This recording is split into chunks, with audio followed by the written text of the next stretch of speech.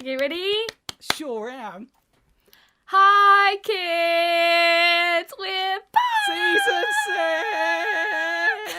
6! That was beautiful. The harmony in that was incredible, Anya. I mean, Incredible. every time I think I can go higher, louder, but you know what? I'm happy with that. I'm happy we're back. Hello, kids. We've missed you. I've missed you as well, Tom. No, you haven't. You're a liar. You're a liar. I've missed you a smidge. I've missed the kids more. I've missed this podcast. What about the Tune Squadders? Yeah, right. Oh, how rude. How rude. I'm back for the squad. Back for the Tune Squadders. Let's go. Excellent Season stuff. 6. Who knew we'd get this far? Not me. In general.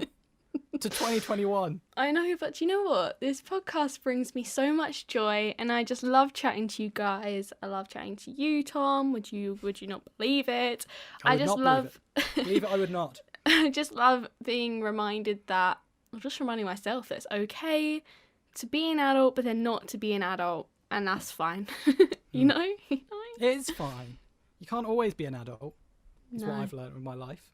Well, you can. difficult. You just don't have to act like the adult that society wants you to. Be a rebel. Do you think it's or- possible? Do you think it's possible to be 100% adult and have fun? Or do you think 100% adult is one bracket? I think it depends on your definition of fun, doesn't it? Because some people's fun No. is like collecting stationery, and I'd say that's very adult. You like to do that. I know. So my answer is yes to your question. 'Cause my fun always comes in the sense of being a child. Your fun comes with a risk. Yeah. Living life to the edge there, Anya. You know how I do. Yeah, I think Crazy. It's adults, proper adults, have experienced falling over. So when you say, "Do you want to jump on my skateboard?" which I just fixed last week because a week before all of the wheels fell off, you go, no, thank you. Whilst No. you go, "Do you know what? Yeah." 100%. Full send it. Let's go. Well, you know, we like to have fun over here, so we'll take the risk. Tom, I want to know, as we always start off this podcast with an I am an adult but, I want to know what is your I am an adult but, and maybe explain it for any new listeners that have joined us today on this very new episode of Season 6. So I'm an adult but is a little game Anya and I play where we cast our mind back on the weeks we've had. Weeks, maybe even months, doesn't have to be relevant. We cast our minds back onto times that we've been a grown-up, been adults, as 20-something-year-olds that we are. We're classified as adults. But we don't always live life to an adult extent. And we still do childish things. Mm-hmm. For instance, it was my birthday the other day. Happy I got a nice birthday. present from Anya. Thank you, everyone. Thank you, everyone. Come on. My birthday was on the was on the Wednesday. Yeah, then good, the good memory Thursday- there. Good adulting.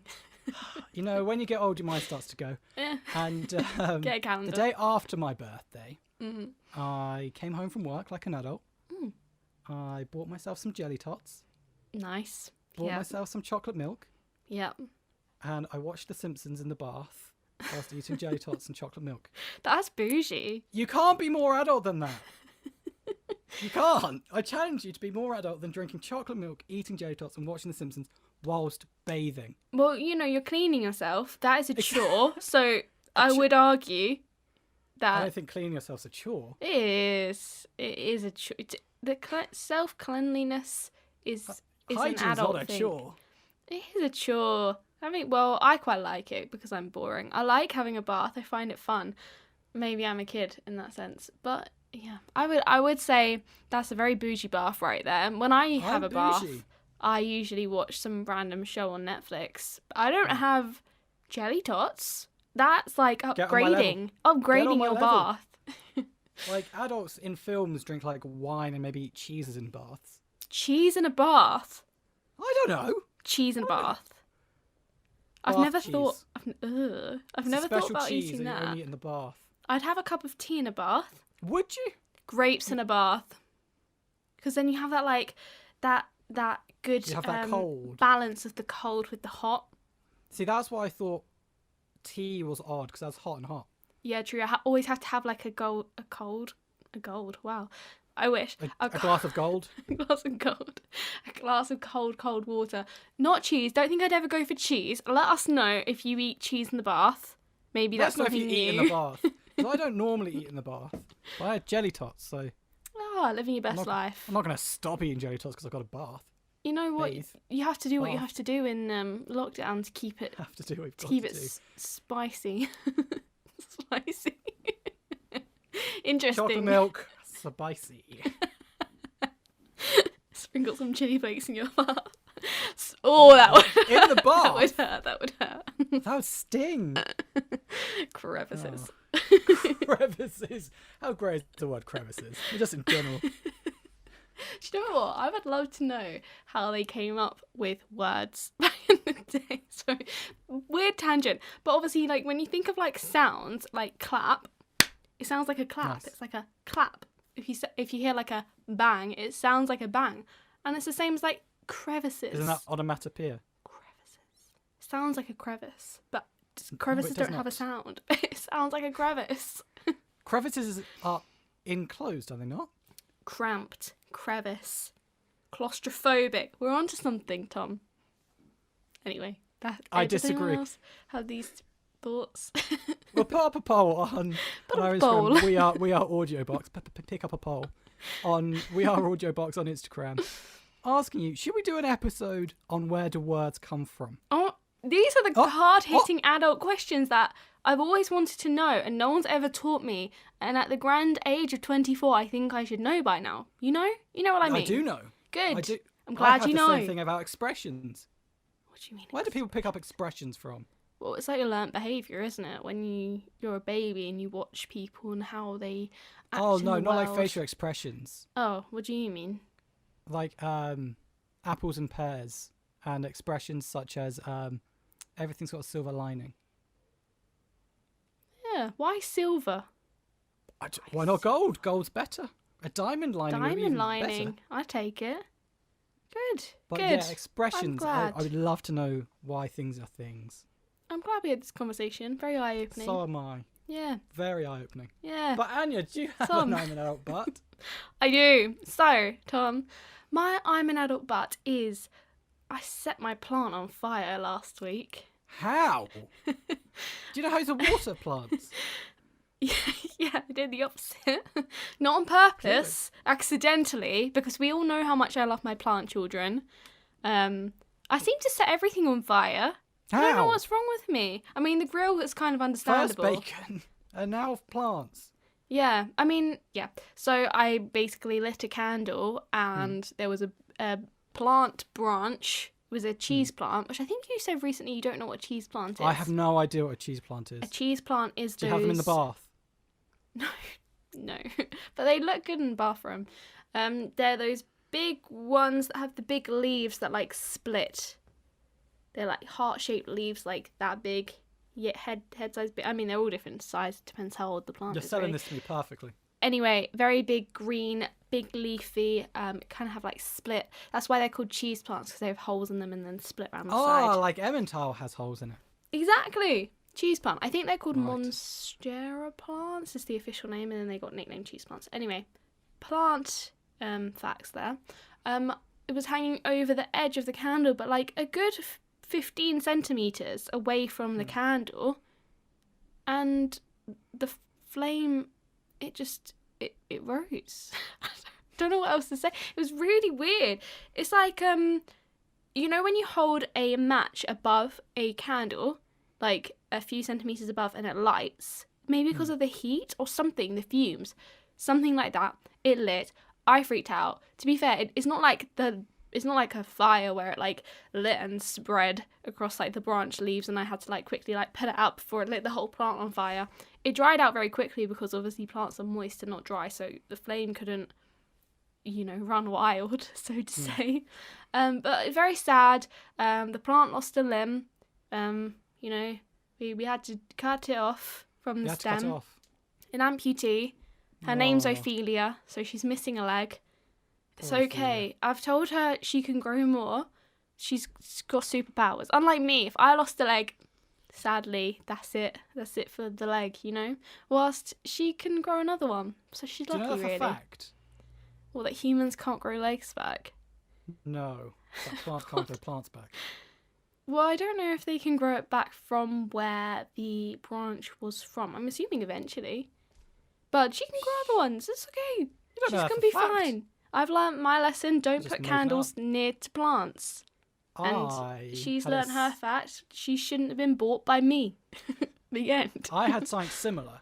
Go on. So I have this little candle, which is in like a little metal casing. Mm-hmm. And it was burning away, as candles do, because that's their job. And it's in a metal casing. And this metal casing's now on fire because it's just hot. Not literally on fire. It's not literally on fire. It's just really just hot. The wick was on fire, but it was hot to touch. Mm. And It's a stupid design, isn't it? Why would you very put a candle stupid in a design. metal Do I need to pot? put it on a plate or something? Because You can't pick it up. it Hazard. then started to almost melt my desk. Oh, it was on. shit. Sorry. Because Oh, sugar. Nice, because it's like burning through this tin, Yeah. which is now leaving a ring on my desk. I didn't know what to do. So, I blew out the candle and I just kind of just left it there on my desk to carry on melting my desk. and now you've got a ring on your desk? Yeah, now my desk's all bumpy. I don't know where it's been. Oh, that would annoy me. What's the point? It's not even like you've got a mark on your wall that you can like paint over. It's like It's on my desk. It's now a That's- divot in my that's- desk. like a I got when you desk get a divots. scar. Yeah. Yeah. Well, scars are beautiful. They are Yes. reminders that we have lived and through dark periods and we are still living and we survived. That's what you've just got to tell your desk.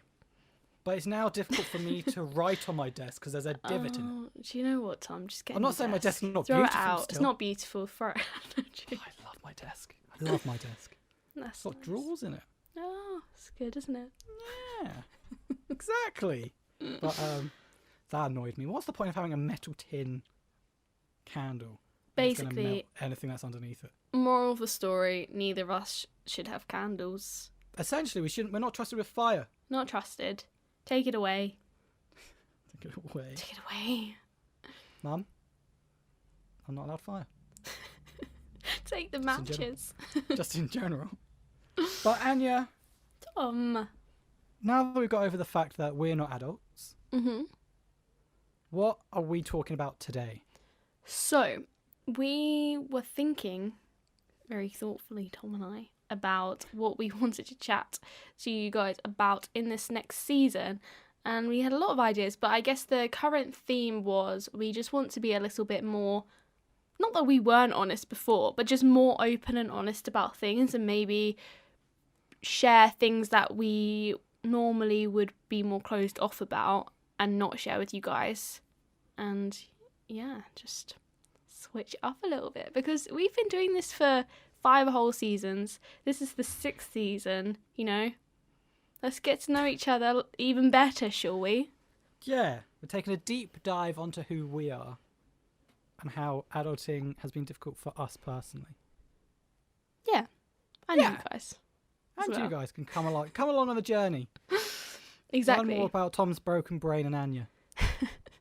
And we realised that we haven't done an episode on mental health yet, which is slightly shocking. I can't believe that we haven't. But I also think that one of my main reasons as to why we haven't, well, for me anyway, I don't know whether it's the same for you, but I feel like podcasts or podcast episodes about mental health, they're so saturated in the podcast market. Like, there's so many podcasts that do it, so many podcasters that talk about it, and it's great. Like, it's great that it's being spoken about, but I didn't just want to be like, oh, another podcast that speaks about mental health just, you know, because it's a popular subject to talk about. I wanted to talk about it when we're ready to talk about it, when we can be like fully open and honest about it, and just, I guess, really get into it. So I feel like now's the right time to really like open up to you guys about it and discuss it in more depth than maybe we would have felt comfortable doing beforehand, because mental health still has a lot of stigma around it, and I think people are hesitant to share because it's such a personal topic. I mean, it is literally your health. Like, I probably wouldn't burden everyone with other things that I've got going on in terms of my general health all the time. So it's the same when it comes to your mental health. Yeah, I completely agree. Mental health is obviously something that's spoken about quite a lot these days, about how people should open up more. Mm-hmm. And it's something that everyone finds difficult to talk about. For instance, you always compare yourself to someone else's issues. Like, I can say, oh, I'm quite depressed, but then at the same time, I'll then weigh up my things that I'm happy with, and I'll be like, oh, well, actually, I've got nothing to complain about. I have a job, I have a house, I have friends and family around me, I have a podcast, I've got things that keep me going. Mm-hmm. So then on that side that I go, oh, actually, I haven't got anything to complain about because people have it a lot worse than me. And I think a lot of people have the same thought process of, I shouldn't complain because this, that, and the other.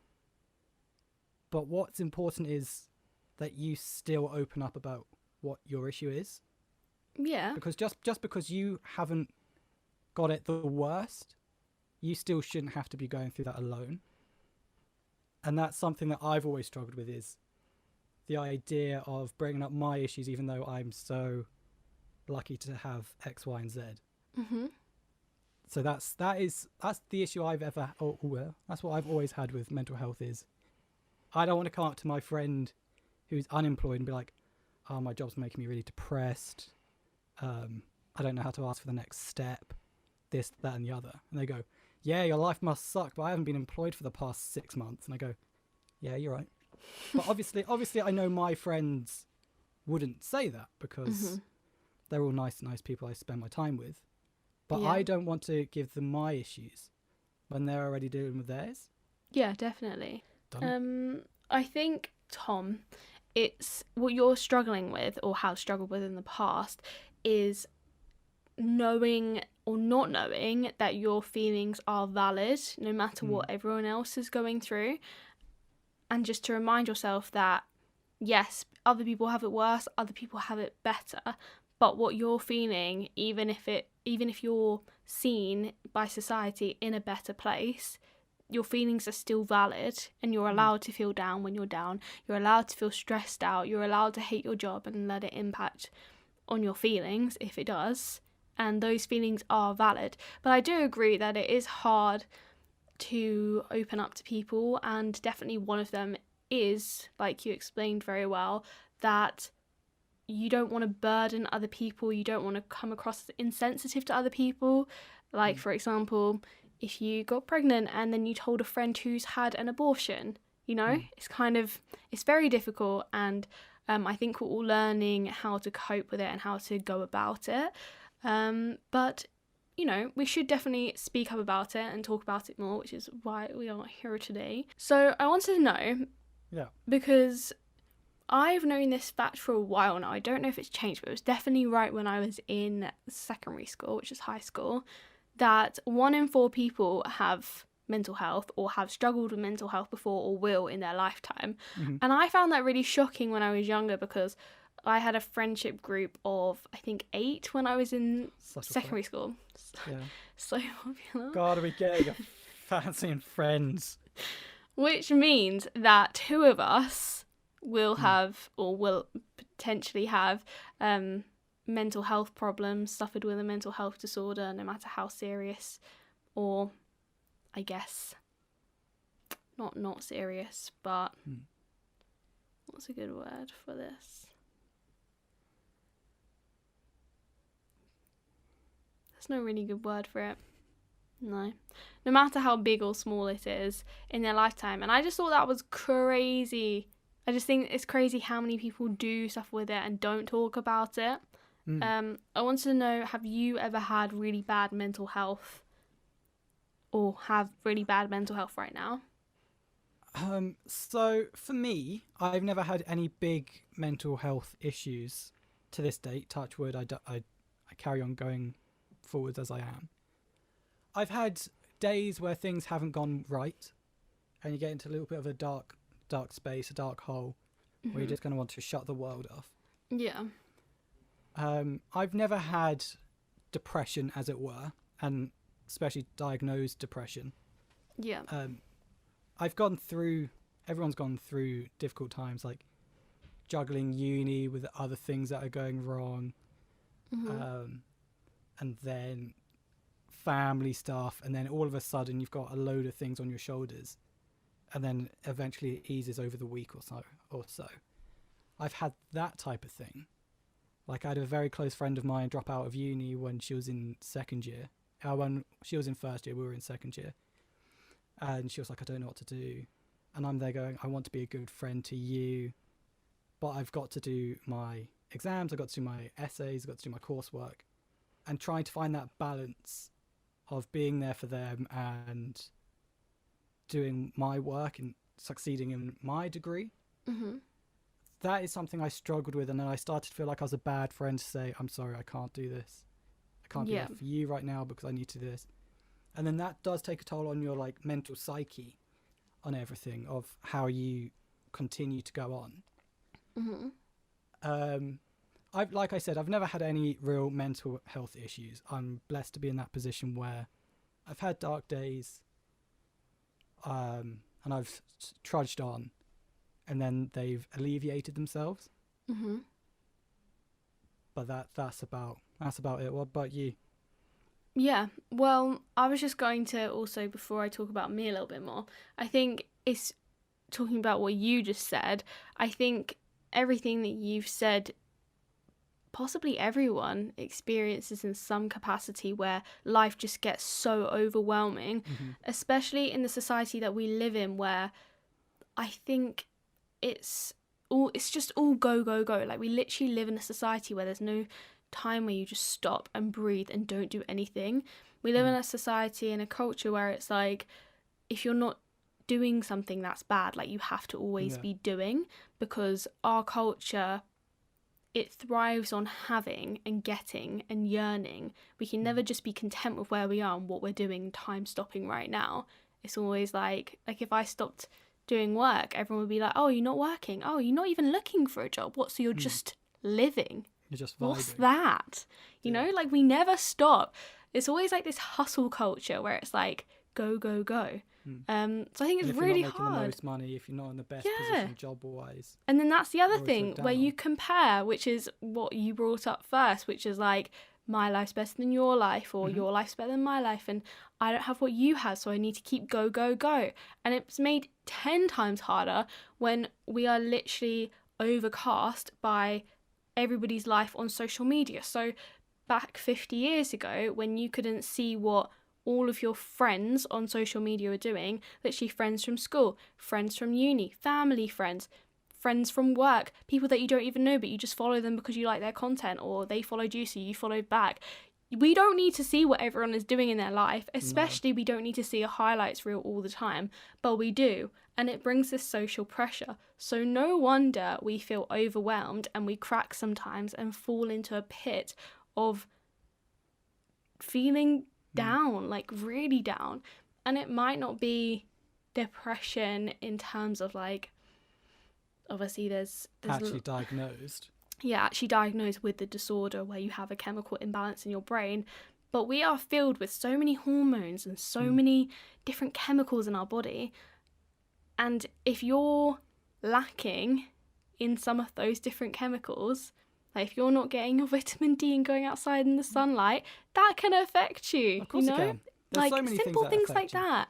That's just the sun, let alone all of these other pressures around us and what's going on in our environment. So I think that's very apt in the generation that we live in currently, and it's very hard to find a balance and also figure out how we're meant to deal with this, because there's no handbook to tell you how to deal with this. We are literally the first generation that has ever dealt with having social media and this type of society ever before, and we don't know the repercussions yet because they haven't happened yet.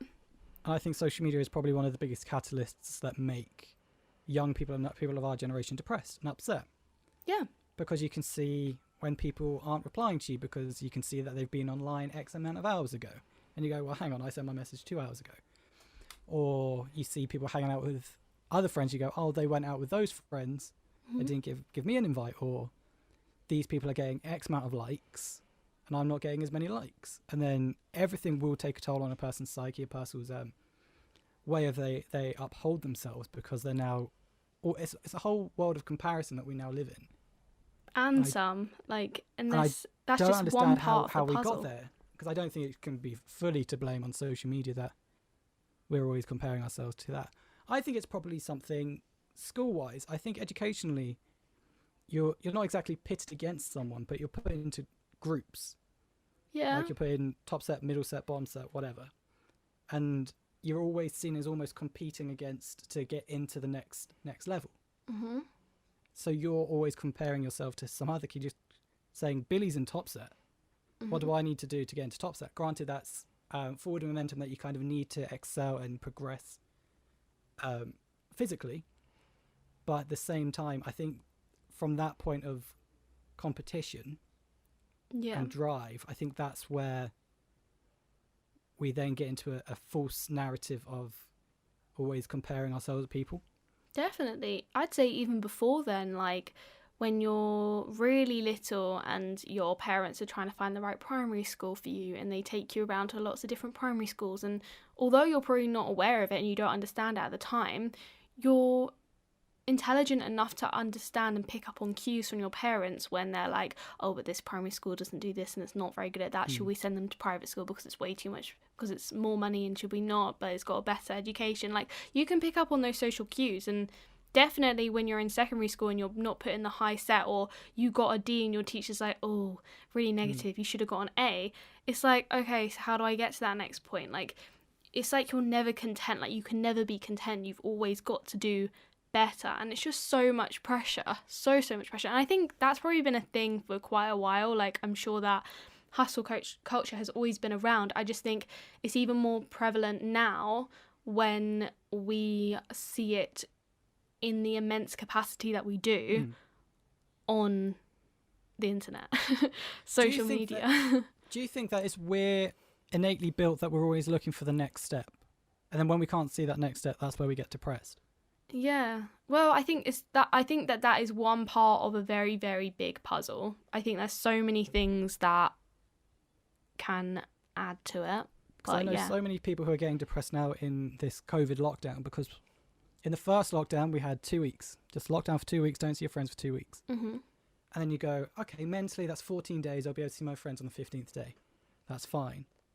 But this lockdown, I think, hit so many more people because we haven't got an end date. Yeah, it's just, there's no light at the end of the tunnel. No, we haven't got anything to work towards. Yeah. And as soon as you've hit that goal of working towards, you look for the next step. But when you don't know where the end goal is, you're just working and working and working. And that's what I think eventually drains you, because so many people are now becoming depressed during COVID-19 because their routines have changed. People are losing jobs. People are losing family members, friends, and it's all very much. It's all very overwhelming. Yeah. And I personally am getting bored and a bit frustrated with COVID-19 because I can't progress with anything. Mm-hmm. I can't do stuff except go to work, come home, watch Disney Plus for a couple of hours, go to bed, go to work. It's very repetitive. Exactly. I was talking to someone at work. I was talking to the coffee shop worker earlier today, and he said, yeah, so I see the same people every day. They order the same drinks at the same time. And I say, see you tomorrow. And this next day they come round, order the same drinks. I'm seeing the same people at the same times ordering the same drinks. And we've just got into this repetitive nature. And I think as soon as life loses the element of like spontaneity and change, that's when life becomes a bit difficult to carry on going. So it's that spontaneity in life that is what gets people down. It's that we can't do anything on the whim because life has shut down, essentially. Yeah. And I know for me, I was talking to someone at work, for me, we've had COVID now for a year. And we're almost in the same position that we were a year ago. Yeah. We're making small steps into the fact that we've now got a vaccine. Over 5 million people have been vaccinated, so we're now very much in the right process. My mum's been vaccinated, my sister's been vaccinated. I'm very blessed that they're on the progression to be fine, be able to go out and party. Mm-hmm. But the point is that we've been essentially in lockdown now for the past 4 months. And before that, we were in lockdown for 2 weeks. When will this lockdown that we're in now stop? When will we be able to get back to normal? And I think that's affecting a lot of people because it affects routine. You go out and see your friends every weekend. You see how they are. You can still see your friends on Zoom, but it doesn't quite hold the same effect. And that's where it's easy enough to just put your phone down and go, I'm not going to talk to anyone today because I don't want to socialise. People are regressing in their ability to socialise. Mm-hmm. That not talking to people every day is becoming the social norm. And that's where I think the issue is that we're not happy with this lockdown currently. We all understand that you've got to do it because save lives, stay home. But mental health is draining people at the moment because they can't do a normal life, and that affects people, especially at our young age of early 20s. Yeah, so I agree with everything that you're saying. Actually, the age bracket between 18 to 24-year-olds, a study was done in June, and we are the largest age bracket to have had a massive spike in depression since COVID started. I think 22% of 18 to 24-year-olds in the UK have been diagnosed with depression since last year, which is crazy. And a lot of that comes down to, I think, like you're saying, lack of social interaction. We are such a social species. We thrive off it. Like, we live for it. It's what we love. It's what we know to do. It gives us energy. It gives us purpose. And it's hard feeling lonely. I think another thing is that there's so much pressure on the age bracket, especially 18 to 24-year-old age bracket, because we are the next generation to be holding our economy, to be moving things forward, to keep the cogs turning. We are that next generation, and we're going into a world that's unknown. We don't know what the future's going to hold now. There's so much uncertainty, and that's pressure. And then also to have worked so hard in the past however many years in your education, in your degree, maybe in like your first few years of being a young professional, and to have that ripped away from you is gut-wrenching. Like, it's so horrible, and it's gonna make you feel depressed. So yeah, it's really affected young people. And actually, I found out another really shocking statistic, which is obviously, like you said, we're nearly coming up to the year mark of COVID being around. And I double-checked before we started recording today that 2.42 million people have died worldwide of COVID-19 so far, which is absolutely tragic. But on average worldwide, 8 million people die from mental health disorders worldwide a year. And it's on the increase. And if you just think about that for a minute, both of those figures are absolutely devastating. It's horrific. But it goes to show how prevalent mental health is and how it affects so many people. We talk about COVID, it's literally like it's the only thing that anyone's talking about. We're literally screaming it from our rooftops.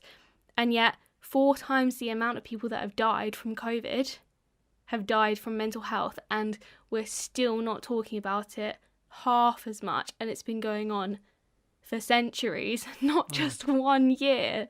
I think it's just absolute madness. Like, it's crazy. It is absolute madness. I fully agree with you. It's crazy. So yes, mental health. It is. There's so much to talk about it. I just think the best thing that you can do is to open up about it and start, like, I guess, breaking down those barriers that have been built by previous generations, like the stigma of mental health. And I know people that have recently started taking antidepressants, and they said to me, like, can you not tell anyone? This is really embarrassing.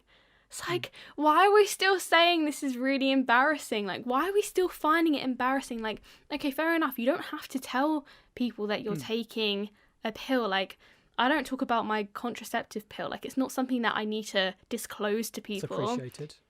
You're welcome, guys. But you, like, I guess it's a I personal now thing. take vitamin D. There you go, see? But, like, me saying that right now, it's not something that is stigmatized anymore. It might have been stigmatized 40 years ago when it first came out, once upon a time, when people didn't believe in abortions and they wanted people to conceive naturally and not to, I don't know, mess with it.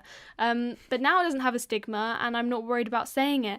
But I just think it's crazy that people still have stigma attached to mental health and getting better. And it's like the idea of therapy, for example, you wouldn't necessarily, I guess you don't have to tell people, but when you bring it up, it's like, oh, I'm going to therapy. For most people, not, oh, by the way, I'm going to therapy. You know, there's just such a difference. And I have a friend who goes to therapy, and he says he's going to the doctors. Instead of saying he goes to therapy, he's going, oh, I've got an appointment, I'm going to see the doctor. Because therapy, I think, and the same with antidepressants, I think a lot of people associate therapy with crazy. Because that's what people did. Because in films, that's what it's expressed as. Not even in films. In past times. 60 years, people went to asylums. Yeah. When they get therapy, it's because they've snapped and they've gone crazy. Yeah. And people don't want to be associated as, oh, I can't control X, Y, and Z. I've needed to look elsewhere for help and get medicine, talk to someone, this, that, and the other. But sometimes you can't. It's like, if somebody has cancer, it's like, oh, I've got cancer, but don't worry, I can deal with it on my own. Like, it's the same with mental health. Like, it's a chemical imbalance in your brain. As much as you try, and you can probably make yourself feel a little bit better, and you can put in the effort, you need a professional to help you with that. Yeah, I 100% agree. I do think that people see physical health and mental health as two different things. Physical health with cancer, they need to see a doctor because they don't know if they're going to live or die if they don't see a doctor. Mental health, I believe a lot of people, I'm probably included in that, is I'll see it as just going through a dark patch, just a few dark days. I can then get out on the other side better than I am before. Yeah. Because mental health is the whole aspect of just shrug it off. And I think that's the issue, is we come with this culture of we don't want to make an issue for anyone. We'll just keep quiet, we'll just plow on through, do our jobs until it fully affects us, and it might even be too late. That's when we'll start thinking about things. Yeah, it needs But to before change. then, it's well, I can still go day to day, I'll be fine. Yeah. Just go see a doctor, to see therapy, have medicine, this, that, and the other.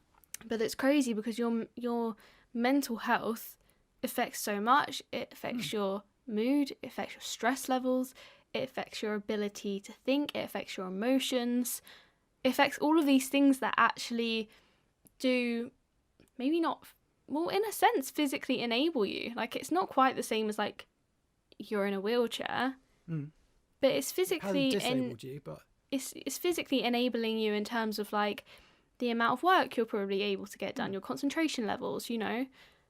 Yeah, just so much of it affects the people around you as well. Like you said, like your friend whilst you were going through uni who decided to drop out, and that in turn, because she was leaning on you as her rock at that time, which is great, but that's going to affect you because you then have that pressure to a responsibility to your friend to reply to them, to make sure they're okay every day, I thought during that time that maybe I need therapy to help find the balance of them and me. I didn't look into therapy because a lot of people, put myself in the same category, who see therapy as like a last resort. Like, it's not too much. My need of help wasn't so demanding that I needed to see someone about it. I wasn't like, my friends dropped out of uni, they're not doing too great, but I'm now talking to them, I'm not doing well in my university anymore. It's not that type of thing. But I think you still need to... I think everyone should see it. I think everyone should see a therapist. Yeah, it just needs to be... I've never gone to therapy before, but I would like to.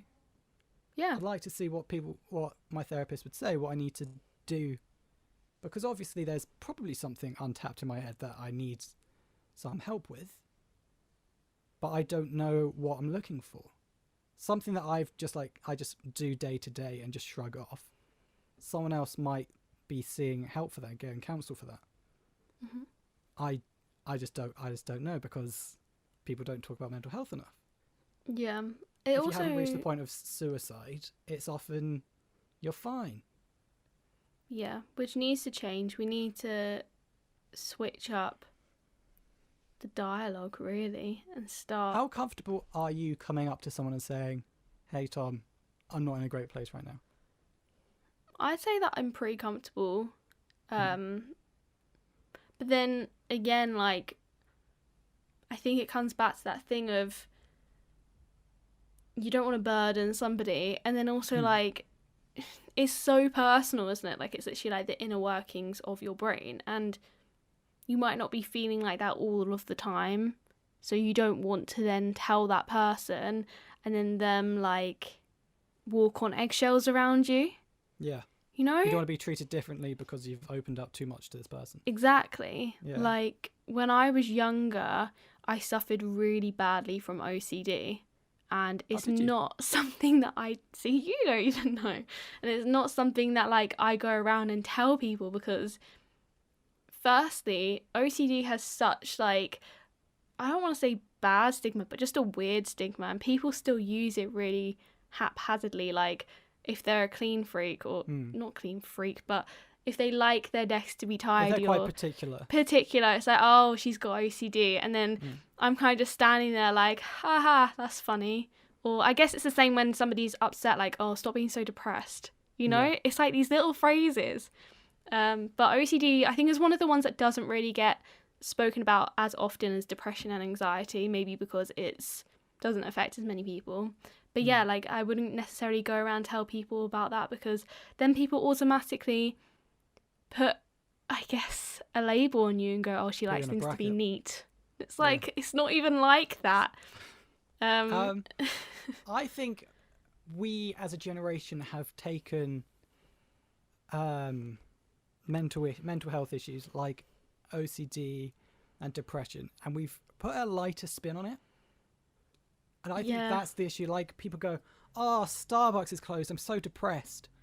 Yeah. We jump to the term depression so quickly, but without even meaning it.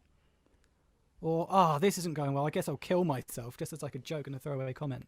Do you know what really reminds me of, which people have stopped doing as much now, but I remember back in school, calling this used people to be, gay. Yeah, oh, that's so gay, like when it's something that's like lame, or you think it's boring. Oh, that's you're so gay. Yeah. Like, as a negative insult. And it's the same as, like, there are so many rude words that are associated to a vagina, and it's like, because back in the day people thought that it was funny to shame a woman's parts, you know.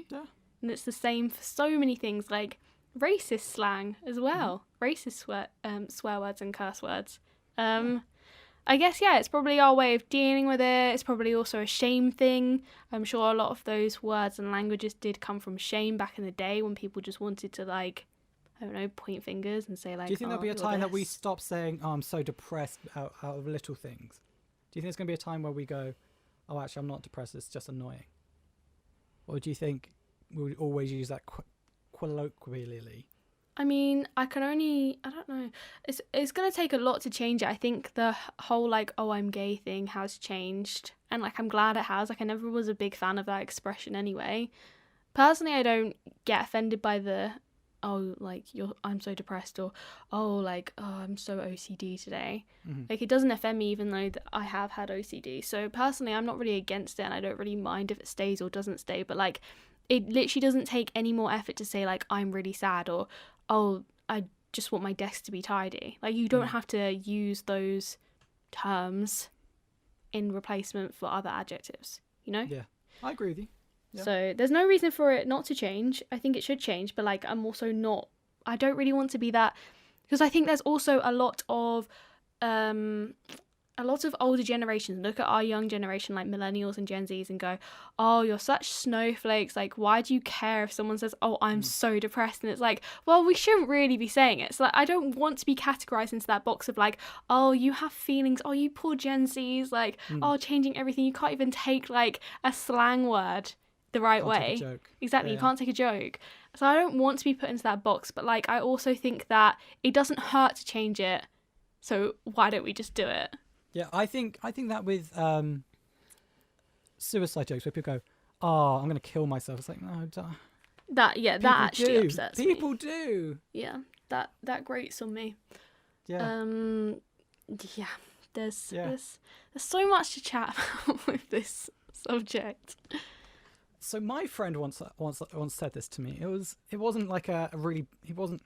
Let me just start this section again. Let me just phrase it a bit better and not be a complete idiot, Tom. So my friend once said to me, he wasn't in a dark place, he wasn't in a bad place, it was just a throwaway comment. He said, do you ever feel like just moving country, just changing country, not telling your friends, not telling your family, just move country? He wasn't out of a sad place, he wasn't depressed, but that played on me. I was like, I wonder what would happen if I did just move country and not tell anyone.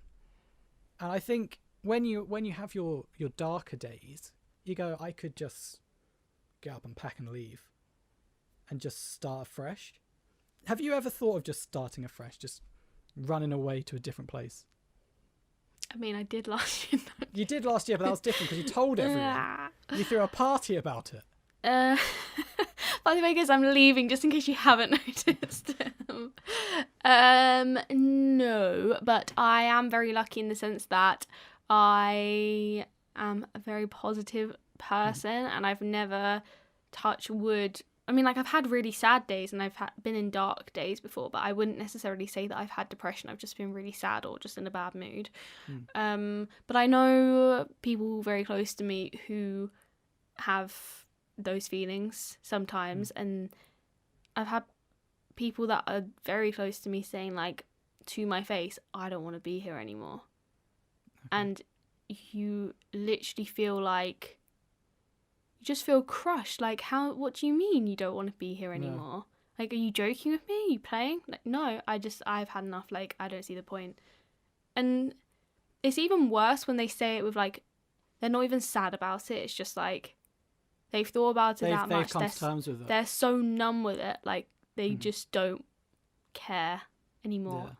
And that's just gut-wrenching. It's just the worst thing ever. So I've definitely experienced people that do feel like that. And the way that I've dealt with it, and I guess my experience of it in terms of what I've done that's helped, it's just, I guess, not saying like, oh, I'm feeling uncomfortable about it. Just explore that conversation. Be like, why? What's going on? You know?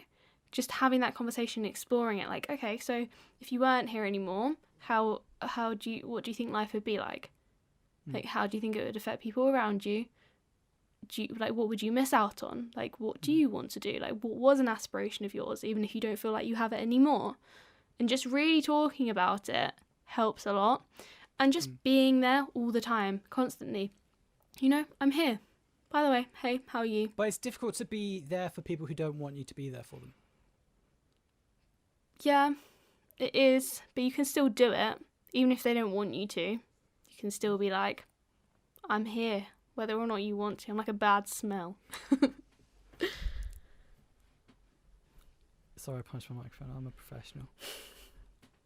I had a friend who went to university, finished university, came out of university, struggled with life outside of university, because now you're an adult, you're kind of on your own.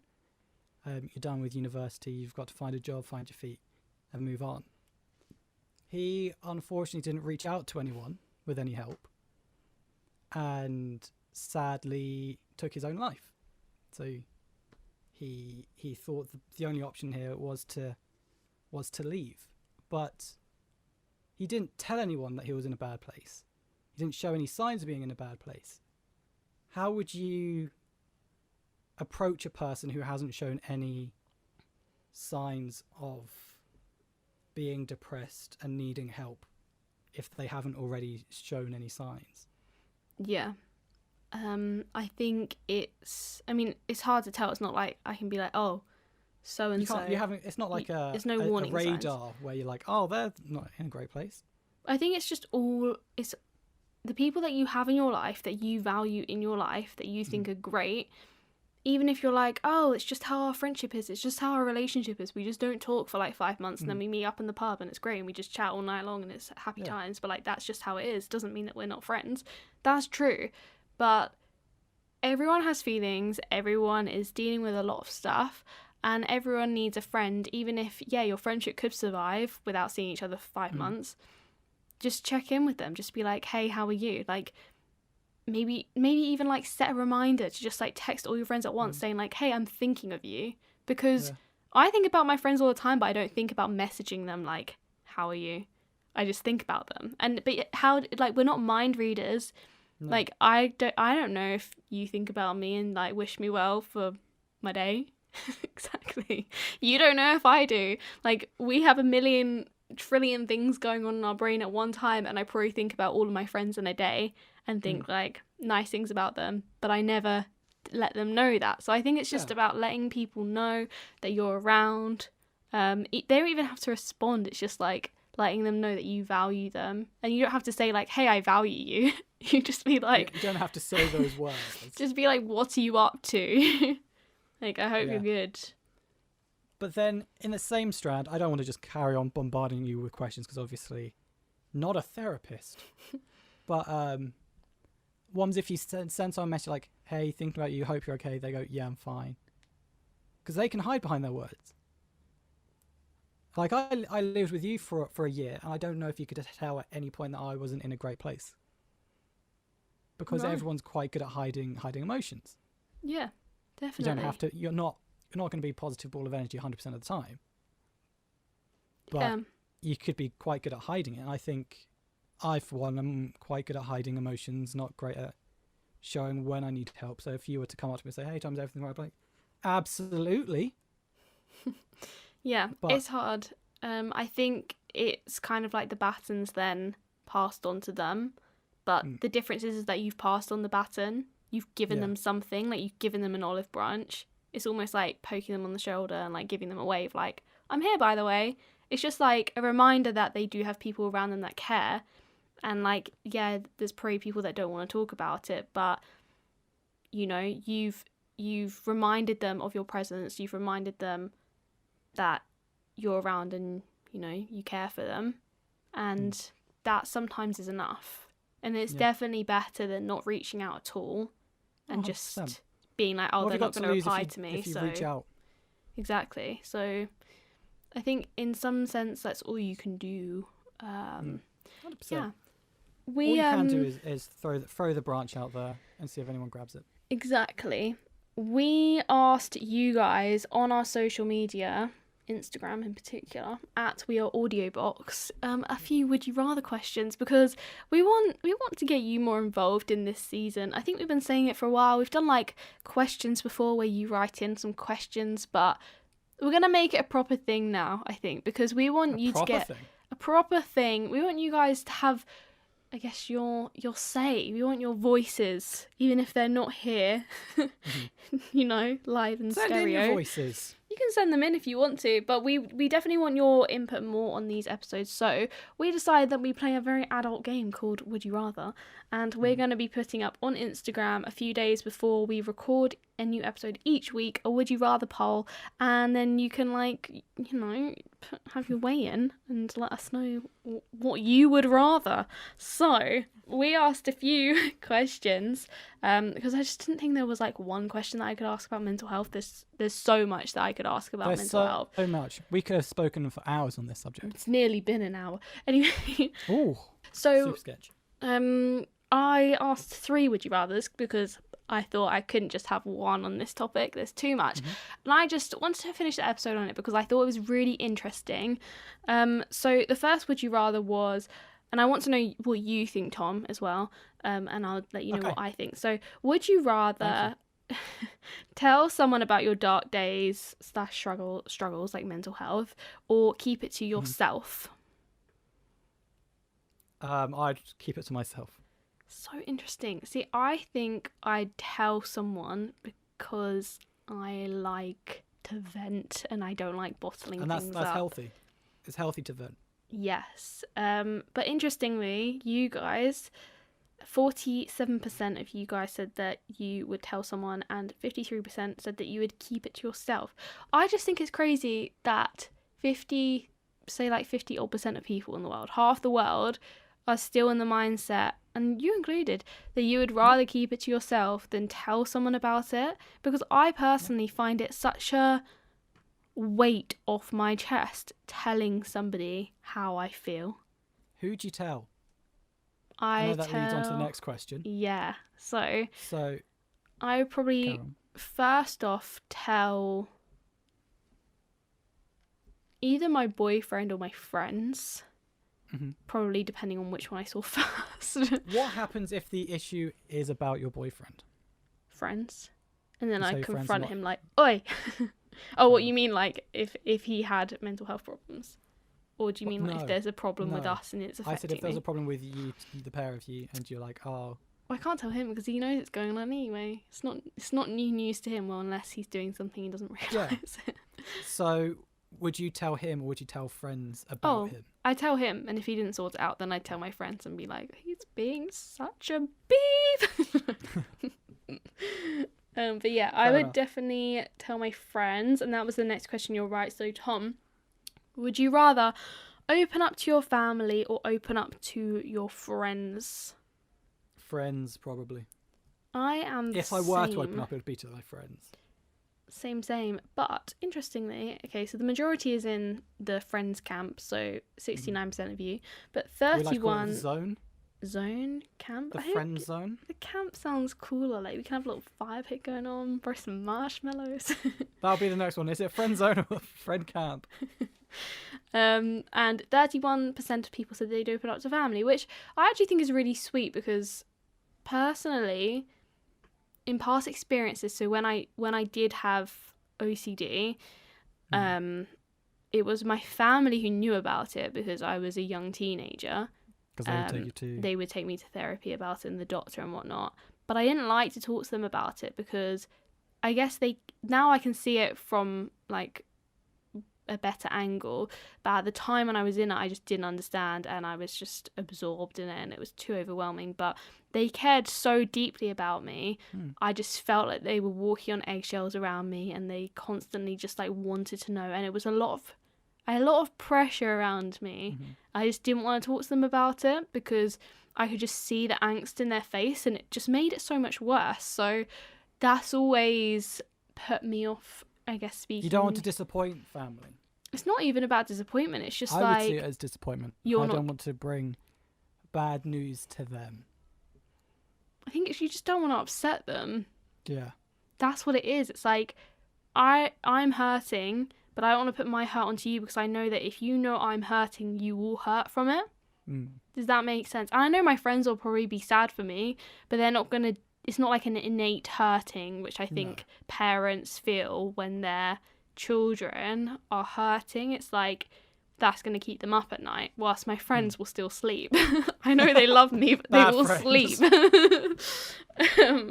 So yeah, but I think it's good to tell your family, and like me and my mum are so close, and I would tell her eventually. I just don't think she'd be the first person on my list to tell. Fair enough. I'd tell friends, wouldn't tell family. Yeah, it's interesting. But open up to somebody, and then that leads me on to the next one, which is if you do open up to somebody, would you rather those people give you advice or would you rather they just listen and comfort? Because I think 9 times out of 10, when you tell somebody you've got a problem, their reaction is to fix it. No one just listens and goes, your feelings are valid. You're heard. Here's a hug.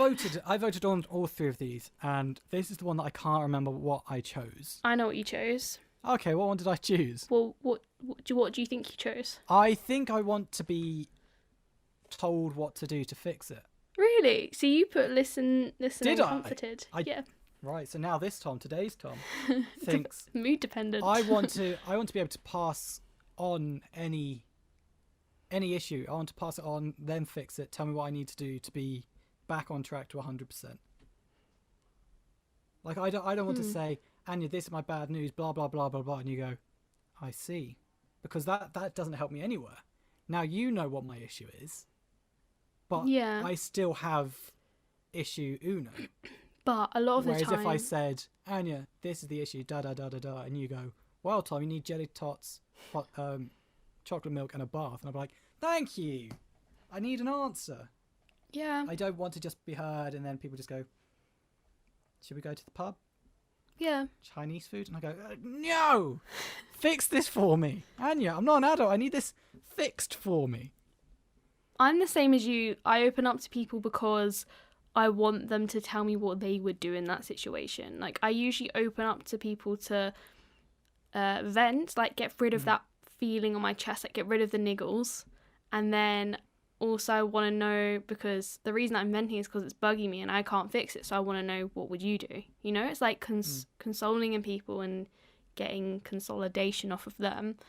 But I also do understand that sometimes you just want somebody to like listen and not be like, this is how I do it, because it's all opinion at the end of the day. Like, one rule doesn't fit all. Does that? One shoe doesn't fit. One size doesn't fit all. That's what I was going for. One size doesn't fit all, and what works for somebody is not going to work for another person. So yeah, 100%. But I still like the idea that someone else knows what to do. I like the idea for them. For me. For you. But they think it could work. I mean, it's good intentions, isn't it? They're not going to tell you something. No one's going to give me bad advice. And go, Tom, I know you're in a really dark place, but here's some really bleeping advice here. And I'm like, appreciate. Yeah. Yeah. Would you like to be told if you're getting bad advice? Or would you just be like, don't tell me the advice? Would rather just be like, don't waste your breath. Waste of time. Could be being more efficient. But I think it depends on how you cope with it. But the main thing is that, you know, conversations need to be started. Open up to your friends about how you're feeling. Your feelings are valid. And you're not alone. And I think you're not alone. That's the biggest takeaway. That's the biggest takeaway is alone. Talk to people, open up. There are people out there, even if you don't know who they are. Like if you listen to a podcaster every week and you send them a message and be like, hey, I'm in a bit of a dark place, I'm sure they'll reply. Or they'll think about replying or try to reply if they see someone who's reaching out for help. But there are so many charities out there who will help you. There are people out there who will listen to you regardless of what your issue is. They don't need to know you, that you don't need to have a past, you don't need to tell them any of your actual details, you just tell them your issue. You can call the Samaritans 116123 or email them at joe@samaritans.org. Granted, these are all UK helplines, so just take that into advice. Google if you're in different countries. You can call Campaign Against Living Miserably or CALM, where you can call 0800 585858. Papyrus for people under 35, which is 0800 068 4141. And you can also call Childline at 0800 1111. There are people out there who will always listen to you, regardless of their friends, family, someone that you look up to, or a helpline. There is always someone out there for you to listen to, for you to be listened to, and always reach out for someone. We will be tweeting out those links on our Twitter, which is @WeAreAudiobox. So do check them out if you're ever in a dark place. Yeah, and remember, you're a part of our community. If you listen to this podcast, you know, we're together, and that in its entirety means that you're not alone, because me and Tom are always here. Honestly, if you ever want to talk to anybody, you're part of our community. Like, come slide into our diaphragms. Absolutely not. Stay over there. Slide into our DMs. Our direct messages are open on both Instagram and Twitter, so do send us a message if you're ever We are Audiobox. at We Are Audiobox, because we're always here for you. Because you're here for us. Listen every week for some reason. Listen to me and Anya whinge on about pretending to be adults. So do just drop us a message. Be like, hey, not in a great place. I'm like, I'm sorry to hear that. What's up? We're actually quite nice people. I don't look nice to Anya, and Anya doesn't look nice to me. But to other people, we're actually super nice. Yeah. Yeah. Yeah. You're not selling it. I'm joking. We're actually really nice. Yeah. I'm a really nice person. I just find it awkward having to say that. If someone says to you, I'm a really nice person, It's embarrassing, isn't it? do you go, no, you're not? I just go, No one who's good says they're good. stop tooting your own horn, you know? I think they're horn tooters. Their horn tooters annoy me. No, it's fine. You can say that you're great. I'm great. I am great. I need to get better at doing those, what are they called? I have no idea. Mantras, like those positivity words of affirmation. There we go. We got there. You need this. Tom's... For my birthday, I got a book that says 5 minutes in the morning, a focus journal. Mm-hmm. Plug, sponsor. They're not paying me at all. I wish they were. But I got given this book that for the first 5 minutes, as soon as you're woken up nice and fresh, you write down things like what you're happy for, what you're proud of, and just good things in your life that keep you motivated and keep you going. And it's done in the first 5 minutes, so it gives you that push to keep going, which is really surprisingly good. nice. Yeah, that's nice. I didn't think I'd be happy with it. Someone bought it for me as a gift, and I went, "Oh, that's an odd gift to gift," but actually, I love it. It's a great idea. It's a great concept that it keeps people happy. As soon as you wake up, write something good about yourself, and you're like, do you know what? I'm not such a bad person. I will go out and make that bread. I will get that bag. So do I. That's the You little don't thing need that. to buy a book. Yeah, You could just write it down on a piece of paper. you could. But that's the little thing that you're doing at the moment. That's something that I'm doing at the moment. I think it's That's I think good. it's 365 pages, so it's one day a year. Good luck with the rest of it. I know I'm going to stop eventually because that's who I am. For me, if you want another little thing to do that's new, I'm listening to. It's not our podcast, sadly, but it's good. Urge to splurge. Sadly not, but you can listen to Urge to Splurge if you want to. It's called the Daily Wellness Podcast, and it's on Spotify. And if you've looked at things like Calm before, the app, which you have to pay for most of it, Headspace. Headspace. You have to pay for a lot of that. Anyway, I've been listening to that every night before. Stop laughing. I've been listening to the Daily Wellness Podcast before you go to bed. Wow. I listen to a podcast before you go to bed, you nerd. I just want to say something nice. Okay. I've been listening. Stop it! We've had a serious podcast. This is where all the giggles come from.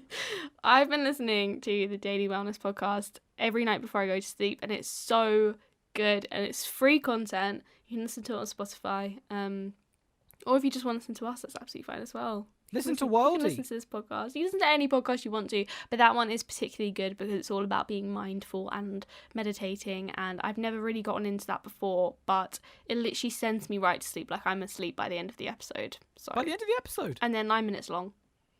There you go. That's Fun great. facts. Anyway, kids, I think that is enough chatting in your ears, on your speakers, in your car, wherever you're listening to us right now. It's enough. I think Thank you very much for listening to us. Thank you. We appreciate it. Thank you very much for listening to us, guys. It's been real, this one. It's been nice. Thank you for joining us. Hope you're all doing well. Remember, do reach out to people, friends, family, podcasters, those helplines that I did read out. And I'll tweet out at We Are Audiobox. Check us out on Instagram as well to participate in the polls. And on the Would You Rather for next week. At We Are Audiobox once again. I want to say, Tune Squatters, it's been great. Welcome to season 6. It's going to be fun. So strap in, get them ears ready, because we've got some great episodes coming up.